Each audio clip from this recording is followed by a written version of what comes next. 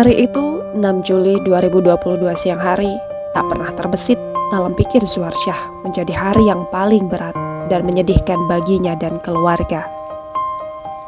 Di tengah kesibukan pekerjaannya, ia justru mendapat kabar duka dari sang istri bahwa kedua anaknya mengalami sebuah insiden kecelakaan tragis.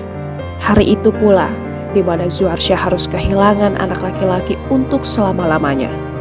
Putra kedua Zuarsyah, MRA, alias Raka yang masih berusia 12 tahun dan sangat ia banggakan, harus pulang lebih dulu ke pangkuan ilahi. Zuarsyah merupakan seorang kepala bidang di Dinas Perikanan Kota Palembang, sedangkan kedua putranya merupakan atlet menembak.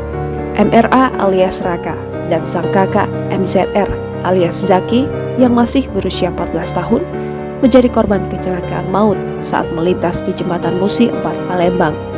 Insiden kecelakaan itu terjadi saat kedua anak Zuarsyah, Raka dan Zaki, hendak mengikuti latihan menembak di Jakabaring Sport Center sebagai persiapan untuk mengikuti momen kejuaraan nasional beberapa bulan mendatang.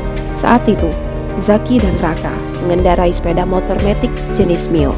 Belum sampai pada tujuannya, Raka dan sang kakak, Zaki, menjadi korban kecelakaan setelah tertabrak mobil pick-up yang juga melintasi Jembatan Musi 4 dari arah berlawanan.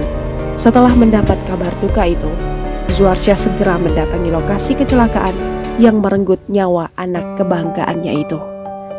Siang itu, selain warga, Jembatan Musi 4 menjadi saksi bisu bagaimana pilunya hati Zuarsyah mendekap tubuh putra keduanya yang tak lagi bernyawa.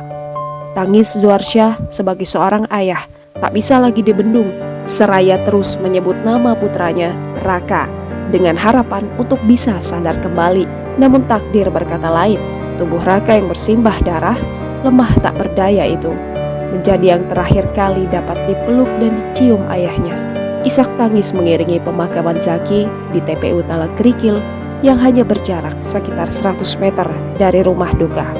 Keluarga terlihat tetap berusaha tabah selama mengikuti proses pemakaman. Di hadapan para pelayat, Zuarsyah memberi ucapan dan mengungkapkan kesedihannya. Ia bahkan tak memiliki firasat buruk apapun tentang kepergian Raka. Namun, Zuarsyah sempat tak bisa tidur selama 2 hari sebelum kecelakaan maut terjadi pada anaknya. Raka diketahui meninggal dunia di tempat kejadian kecelakaan pada Selasa 6 Juli 2022 dan sang kakak mengalami luka berat dan hingga berita ini disiarkan masih harus mendapatkan perawatan intensif di Rumah Sakit Pelabuhan Palembang. Jangan lupa subscribe, share, komen, dan like ya.